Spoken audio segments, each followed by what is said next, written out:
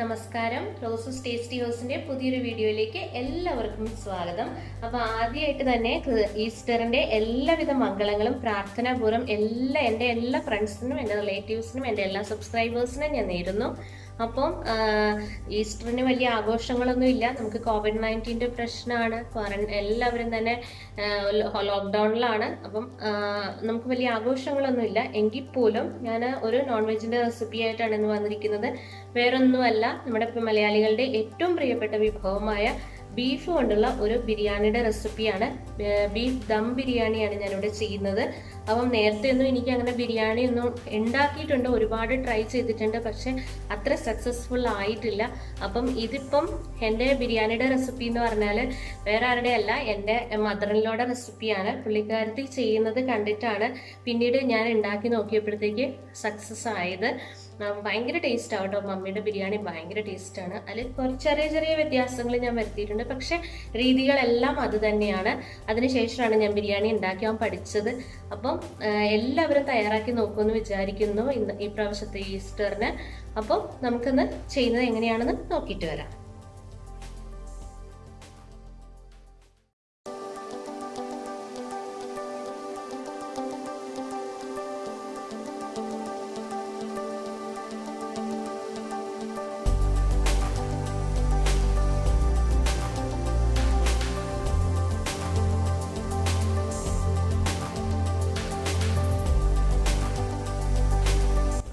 അതിന് വേണ്ടിയിട്ട് ആദ്യം തന്നെ നമുക്ക് അരി വേവിച്ചെടുക്കുക എന്നുള്ളതാണ്. ഒരു വാവട്ടമുള്ള പാത്രത്തിൽ 1/4 ഭാഗത്തോളം ഞാൻ വെള്ളം എടുത്തിട്ടുണ്ട്.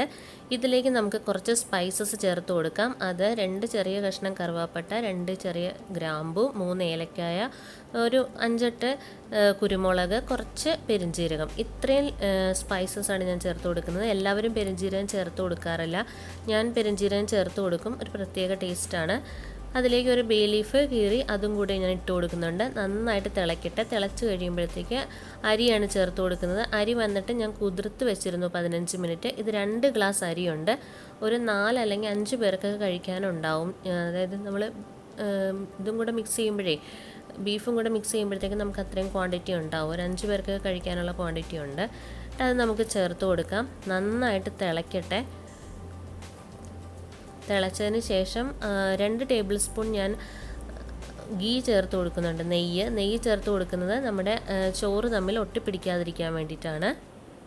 തിളച്ചതിന് ശേഷം നമുക്ക് ആവശ്യത്തിന് ഉപ്പ് ചേർത്ത് കൊടുക്കാം. അപ്പോൾ അതവിടെ ഇരുന്ന് തിളക്കട്ടെ.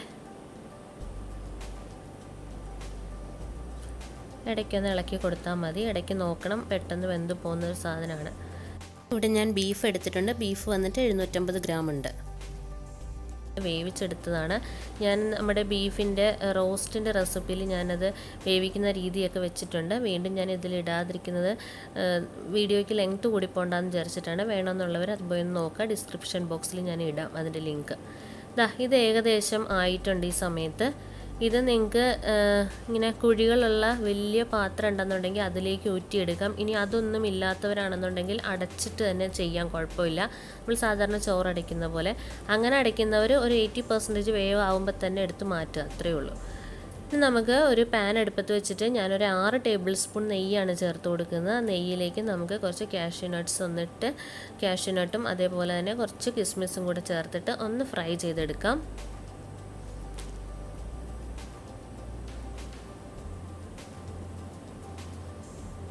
അതിനുശേഷം നമുക്ക് ഗാർണിഷ് ചെയ്യാൻ വേണ്ടിയിട്ട് സവോളയാണ് ചേർത്ത് കൊടുക്കുന്നത്. ഒരു വലിയ സവോള നീളത്തിൽ അരിഞ്ഞിട്ട് ചേർത്ത് കൊടുക്കുന്നുണ്ട്. ഇത് പെട്ടെന്നൊന്ന് കളർ ചേഞ്ച് വരാൻ വേണ്ടിയിട്ട് ഒരു 1/4 ടീസ്പൂൺ പഞ്ചസാരയാണ് ചേർത്ത് കൊടുക്കുന്നത്. നന്നായിട്ട് ഇളക്കി യോജിപ്പിക്കുക. നന്നായിട്ട് ഫ്രൈ ചെയ്തെടുക്കണം. എന്നിട്ട് ഒരു ലൈറ്റ് ബ്രൗൺ ഷെയ്ഡ് ആകുമ്പോൾ തന്നെ നമുക്ക് വെളിയിലേക്ക് എടുക്കാം. കാരണം പുറത്തിരുന്ന് കഴിയുമ്പോൾ കുറച്ചുകൂടെ നല്ലൊരു കളറാവും. ഈ ഒരു കളറാകുമ്പോഴത്തേക്കും നമുക്ക് പുറത്തേക്ക് എടുക്കാം. അപ്പോൾ എക്സാക്റ്റ് കളർ കിട്ടും. ഒരുപാട് അങ്ങ് ഫ്രൈ ആയി കഴിഞ്ഞാൽ പുറത്തേക്ക് കുറച്ച് നേരം ഇരുന്ന് കഴിയുമ്പോൾ ഭയങ്കര ഡാർക്ക് കളറായിപ്പോവും. ഇതിലേക്ക് അല്പം കൂടെ സൺഫ്ലവർ ഓയിൽ ഒഴിച്ചു കൊടുത്തതിന് ശേഷം സവോള ഇട്ട് വഴറ്റാം. സവോള വന്നിട്ട് ഞാനൊരു 4 വലിയ സവോള എടുത്തിട്ടുണ്ട്. 3/4 കിലോ തികയത്തില്ല, ഒരു 1/2 കിലോയും ഒരു ഇച്ചിരി കൂടെ ഉണ്ടാവും. അത്രയും സവോള ഞാൻ ചേർക്കുന്നുണ്ട്. അത്രയും സവോള ചേർത്താലേ നല്ല തിക്ക് ഗ്രേവി നമുക്ക് കിട്ടുള്ളൂ. ആവശ്യത്തിന് ഉപ്പും കൂടെ ചേർത്തിട്ട് നന്നായിട്ട് വഴറ്റി കൊടുക്കാം. പകുതി വഴണ്ട് കഴിയുമ്പോഴത്തേക്ക് നമുക്ക് ഇഞ്ചി, വെളുത്തുള്ളി, പച്ചമുളക് ഇത് മൂന്നിൻ്റെയും പേസ്റ്റ് ചേർത്ത് കൊടുക്കാം. ഇഞ്ചി ഒരു വലിയ കഷ്ണം, വെളുത്തുള്ളി ഒരു 9 അല്ലി, 5 പച്ചമുളക്, ഇത്രയും കാര്യങ്ങളാണ് ഞാൻ അരച്ച് ചേർത്തിരിക്കുന്നത്. കൂടുതലും മുളക് പൊടിയൊന്നും ഞാൻ ഇതിനകത്ത് ചേർക്കുന്നില്ല. അത്യാവശ്യം ഒരു കളറിന് വേണ്ടിയിട്ടുള്ള മുളക് പൊടിയേ ഉള്ളൂ. അപ്പോൾ അതുകൊണ്ടാണ് എരിവിന് വേണ്ടിയിട്ടാണ് നമ്മൾ പച്ചമുളക് ചേർത്തിരിക്കുന്നത്. നന്നായിട്ട് വഴണ്ട് വന്നിട്ടുണ്ട്. ഇപ്പോൾ ഇനി ഇതിലേക്ക് നമുക്ക് പൊടികൾ ചേർത്ത് കൊടുക്കാം. 1/2 ടീസ്പൂൺ മഞ്ഞൾപ്പൊടി, അതുപോലെ 1/2 ടേബിൾ സ്പൂൺ വന്നിട്ട് ഗരം മസാല, പിന്നെ 1 table spoon Kashmiri chilli powder, പിന്നെ 2.5 ടേബിൾ സ്പൂൺ ബിരിയാണി മസാല. ഇത്രയാണ് ഞാൻ ചേർത്ത് കൊടുക്കുന്നത്. ഒരുപാട് മുളക് പൊടി ഇല്ല, അത് കാശ്മീരി ചില്ലി പൗഡറാണ്. ഒരുപാട് എരിവുണ്ടാവില്ല, ചെറിയൊരു കളർ കിട്ടാൻ വേണ്ടിയിട്ടാണ് മുളക് പൊടി ചേർത്ത് കൊടുത്തത്. മുളക് പൊടി ഒരുപാട് ഞാൻ ചേർക്കത്തില്ല ദം ബിരിയാണിയിൽ, പച്ചമുളകിൻ്റെ എരിവ് മാത്രമേ ഉണ്ടാകത്തുള്ളൂ. ഇത് നന്നായിട്ട് മിക്സ് ചെയ്ത് കൊടുക്കുക പച്ചമണം മാറണ വരെ. അതിനുശേഷം 2 വലിയ തക്കാളി അരിഞ്ഞത് നമുക്ക് ചേർത്ത് കൊടുക്കുക ഇതിലേക്ക്. തക്കാളി ചേർത്ത് നന്നായിട്ട് കുക്കായി വരുമ്പോഴാണ് കറക്റ്റ് ഒരു ഗ്രേവി പരുവായി വരുന്നത്. തക്കാളി ചേർത്ത് കഴിഞ്ഞാൽ നമുക്ക് മൂടി വെച്ച് വേവിക്കണം. മൂടി വെച്ച് വേവിക്കുമ്പോഴാണ് കറക്റ്റ് പരുവാകുന്നത്. നിങ്ങൾക്ക് അധികം വെള്ളമില്ലാത്ത തക്കാളിയാണെന്നുണ്ടെങ്കിൽ ഒരു 1/4 ഗ്ലാസ് വെള്ളം കൂടെ ഒഴിച്ചിട്ട് നമുക്ക് കുക്ക് ചെയ്തെടുക്കാം, അല്ലെങ്കിൽ അടിക്ക് പിടിക്കാനുള്ള ചാൻസ് ഉണ്ട്. കുക്കായിട്ടുണ്ട്, ഇതാ കണ്ടില്ലേ. എല്ലാം നമുക്ക് നല്ല ഇതുള്ള തക്കാളിയായിരുന്നു, വെള്ളമുള്ള തക്കാളിയായിരുന്നു. അതുകൊണ്ട് ഞാൻ എക്സ്ട്രാ വെള്ളം ചേർത്ത് കൊടുത്തിട്ടില്ല. ചില സമയത്ത് നമുക്ക് കിട്ടുന്ന തക്കാളിക്ക് അധികം വെള്ളം ഉണ്ടാവില്ല. അപ്പോൾ അത്രയേ ഉള്ളൂ, നമ്മുടെ ഗ്രേവി റെഡി ആയിട്ടുണ്ട്. ഈ സമയത്ത് നമുക്ക് 2 ടേബിൾ സ്പൂൺ കട്ട തൈര് ചേർത്ത് കൊടുക്കാം. പുളിയില്ലാത്ത തൈരാണ്, അതുകൊണ്ടാണ് 2 ടേബിൾ സ്പൂൺ ചേർത്ത് കൊടുക്കുന്നത്. നിങ്ങൾക്ക് പുളിയുള്ള തൈരാണെന്നുണ്ടെങ്കിൽ 1 ടേബിൾ സ്പൂൺ മതിയാവും. എന്നിട്ടൊന്ന് ഇളക്കി കൊടുക്കുക. ഈ തൈര് ചേർക്കുമ്പോഴാട്ടോ ഭയങ്കര ടേസ്റ്റാണ്. അപ്പോഴാണ് കറക്റ്റ് ബിരിയാണിയുടെ സ്മെല്ലൊക്കെ അങ്ങോട്ട് വരാൻ തുടങ്ങും. ഇതാണ് നമ്മുടെ ഗ്രേവിയുടെ പരുവം എന്ന് പറയുന്നത്. നല്ല രുചിയാണ് ഈ ഒരു ഗ്രേവി, നല്ല ടേസ്റ്റാണ്. ഞാൻ മുന്നത്തെ ബിരിയാണിയുടെ റെസിപ്പിയിലും പറഞ്ഞിരുന്നു. ഇനി നമുക്ക് നമ്മുടെ വേവിച്ച് വെച്ചിരിക്കുന്ന ബീഫ് ഇതിലേക്ക് നമുക്ക് ചേർത്ത് കൊടുക്കാം. എന്നിട്ട് നന്നായിട്ട് മിക്സ് ചെയ്ത് കൊടുക്കുക. ഇനി നമുക്ക് മല്ലിയിലയും പുതിനയിലയും അല്പം ചേർത്ത് കൊടുക്കാം. എത്രയാണോ മല്ലിയില എടുക്കുന്നത് അതിനേക്കാൾ കുറവ് വേണം പുതിനയില ചേർത്ത് കൊടുക്കാനായിട്ട്, അല്ലെങ്കിൽ പുതിനയിലയുടെ കുത്ത് വല്ലാണ്ട് അങ്ങ് നിൽക്കും. ഇത്രയും ചേർത്ത് കൊടുത്ത് നന്നായി യോജിപ്പിച്ചതിന് ശേഷം നമുക്കൊരു 5 മിനിറ്റ് മൂടി വെച്ച് ഒന്ന് കുക്ക് ചെയ്തെടുക്കാം. ആ മസാലയും ഗ്രേവി അതെല്ലാം പിടിച്ച് നല്ലൊരു പരുവാകാൻ വേണ്ടിയിട്ടാണ്. ഇത് നമുക്കത് തുറന്ന് നോക്കാം. കളറൊക്കെ ചെറുതായിട്ടൊന്ന് ചേഞ്ച് ആയിട്ടുണ്ട്, എല്ലാം പിടിച്ച് നല്ല കറക്റ്റ് പരുവത്തിൽ എത്തിയിട്ടുണ്ട്. അപ്പോൾ അത്രയേ ഉള്ളൂ, നമ്മുടെ ഗ്രേവിയുടെ പരിപാടി കഴിഞ്ഞു. എന്നിട്ട് നമുക്കിത് അടച്ച് വെച്ച് മാറ്റി വയ്ക്കാം. എന്നിട്ട് നമുക്ക് ദം ചെയ്യാൻ വേണ്ടിയിട്ട് സെറ്റ് ചെയ്തെടുക്കാം. അതിന് വേണ്ടിയിട്ട് ഒരു അടികട്ടിയുള്ള പാത്രമാണ് ഞാൻ എടുത്തിരിക്കുന്നത്. അതിലേക്ക് ഒരു 3-4 ടേബിൾ സ്പൂൺ നെയ്യ് ഒഴിച്ച് കൊടുത്തിട്ടുണ്ട്. നെയ്യ് ഒഴിച്ചിട്ടൊന്ന് ചൂടാക്കിയതാണ്. അതിലേക്ക് നമുക്ക് ആദ്യം ഒരു ലെയർ ഗ്രേവി, പിന്നെ അത് കഴിഞ്ഞ് റൈസ്. ആ രീതിയിൽ ദം ബിരിയാണി എങ്ങനെയാണ് ചെയ്യുന്നതെന്ന് എല്ലാവർക്കും അറിയാവുന്നതല്ലേ, അതുകൊണ്ടാണ് ഞാനത് സ്പീഡിൽ കാണിക്കുന്നത്. അങ്ങനെ ഓരോ ലെയർ ബൈ ലെയറായിട്ട് വെച്ച് കൊടുക്കുക. ഇതിലേക്ക് ഒരു കളറിന് വേണ്ടിയിട്ട് ഒരു 1/2 ഗ്ലാസ് പാലിലേക്ക് കുറച്ച് മഞ്ഞൾപ്പൊടി ചേർത്ത് കൊടുക്കുന്നുണ്ട്. പിന്നെ പൈനാപ്പിളിൻ്റെ എസൻസ് 1 ടീസ്പൂൺ ചേർത്ത് കൊടുക്കുന്നുണ്ട്. കാരണം ഞങ്ങളുടെ നാട്ടിലൊക്കെ ബിരിയാണിയിൽ പൈനാപ്പിൾ ചേർക്കാറുണ്ട്. എനിക്ക് പൈനാപ്പിൾ കിട്ടിയില്ല, അപ്പം എനിക്ക് ആ പൈനാപ്പിളിൻ്റെ ഒരു ടേസ്റ്റ് ഫ്ലേവർ ഇഷ്ടമാണ്. അതുകൊണ്ടാണ് ഞാൻ പൈനാപ്പിൾ എസൻസ് ചേർത്ത് കൊടുത്തത്. എന്നിട്ട് നിങ്ങൾക്കത് സ്കിപ്പ് ചെയ്യണമെങ്കിൽ സ്കിപ്പ് ചെയ്യാം കേട്ടോ. അത് ചേർത്തിട്ട് വീണ്ടും അടുത്ത ലെയർ സെറ്റ് ചെയ്യുക. വീണ്ടും റൈസ് ഇടുക. അങ്ങനെ 2 ലെയറായിട്ടാണ് ഞാൻ സെറ്റ് ചെയ്തിരിക്കുന്നത്.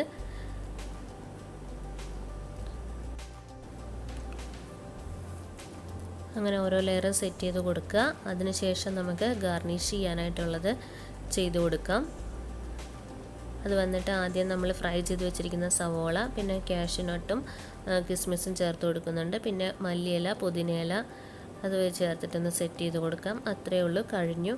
എന്നിട്ട് നമുക്കൊരു ഫോയിൽ പേപ്പർ കൊണ്ട് മൂടിയിട്ട് നമുക്ക് ദം ചെയ്യാനായിട്ട് വെക്കാം. അതിന് വേണ്ടിയിട്ട് ഞാൻ അടിയിലൊരു പാൻ വെച്ചിട്ടുണ്ട്. ആ പാൻ ഞാൻ ഉപയോഗിക്കാത്തൊരു പാനാണ്. അതിലേക്ക് വെച്ചിട്ട് ഞാനിങ്ങനെ വെച്ച് കൊടുക്കുന്നുണ്ട്. നിങ്ങൾക്ക് കാണുന്നില്ലേ? ഇതിലേക്ക് നിങ്ങൾക്കൊരു വെയിറ്റുള്ള എന്തെങ്കിലും നിങ്ങളുടെ കയ്യിലുണ്ടെന്നുണ്ടെങ്കിൽ അതും വെച്ച് കൊടുക്കുക. അപ്പോൾ പെട്ടെന്ന് ആവി വരും. എൻ്റെ അടുത്ത് അങ്ങനെ വെയിറ്റ് എന്ന് പറയാനായിട്ട് അങ്ങനെ പ്രത്യേകിച്ചൊന്നും ഇല്ല, അതുകൊണ്ടായിരുന്നു കേട്ടോ. ഞാനൊരു 20 മിനിറ്റ് ദം ചെയ്തിട്ടുണ്ട്. ഇനി നമുക്ക് തുറന്ന് നോക്കാം. ഇങ്ങനെ ഒരു ഫോയിൽ പേപ്പർ വെച്ചിട്ട് ചെയ്യുകയാണെന്നുണ്ടെങ്കിൽ ഒട്ടും വെള്ളം ഇങ്ങനെ ആവി തട്ടിയിട്ടുള്ള വെള്ളമൊന്നും ഇതിലേക്ക് വീഴില്ല. അപ്പോൾ നല്ല ടൈറ്റായിട്ട് ഇരിക്കുകയും ചെയ്യും. ഇത് എന്താ സംഭവം എന്ന് പറഞ്ഞാൽ ഒരു കാര്യം മറന്നുപോയി. ദം ചെയ്യുന്നതിന് മുന്നേ നാരങ്ങാനീര് ചേർക്കണമായിരുന്നു ഇത് തമ്മിൽ ഒട്ടിപ്പിടിക്കാതിരിക്കാനേ. അത് ഞാൻ മറന്നുപോയി. ഇപ്പോഴാണ് നാരങ്ങാനീര് ചേർത്തത്. നിങ്ങൾ ദം ചെയ്യുന്നതിന് മുന്നേ ആയിട്ട് തന്നെ നാരങ്ങാനീര് ഒഴിക്കാൻ ശ്രമിക്കുക. മറന്നുപോയി കേട്ടോ, ഞാൻ അതുകൊണ്ടാണ്. എന്നാലും കുഴപ്പമില്ല, നമ്മുടെ ചോറൊന്നും ഒട്ടിയിട്ടൊന്നുമില്ല, ഒന്നൊന്നായിട്ട് തന്നെയാണ് ഇരിക്കുന്നത്. അപ്പോൾ അത്രയേ ഉള്ളൂ, നമ്മുടെ പണിയൊക്കെ കഴിഞ്ഞു. അപ്പോൾ ഇതാണ് നമ്മുടെ ഈസി പീസി ആയിട്ടുള്ള ദം ബിരിയാണി. ഇതാ കാണുമ്പോൾ തന്നെ എന്താ ഒരു ഭംഗിയല്ലേ, നല്ല സുന്ദരി ബിരിയാണി ഇവിടെ റെഡി ആയിട്ടുണ്ട്. അപ്പോൾ എല്ലാവരും ഈ പ്രാവശ്യത്തെ ഈസ്റ്ററിന് ട്രൈ ചെയ്യണം. അപ്പോൾ ആദ്യമായിട്ടാണ് എൻ്റെ ചാനൽ കാണണമെങ്കിൽ എല്ലാവരും സബ്സ്ക്രൈബ് ചെയ്യുക, തൊട്ടടുത്ത ബെല്ലൈക്കൺ എനേബിൾ ചെയ്യുക. അപ്പോൾ അടുത്ത വീഡിയോ ആയിട്ട് എത്രയും പെട്ടെന്ന് വരാം. Thank you, bye, happy Easter.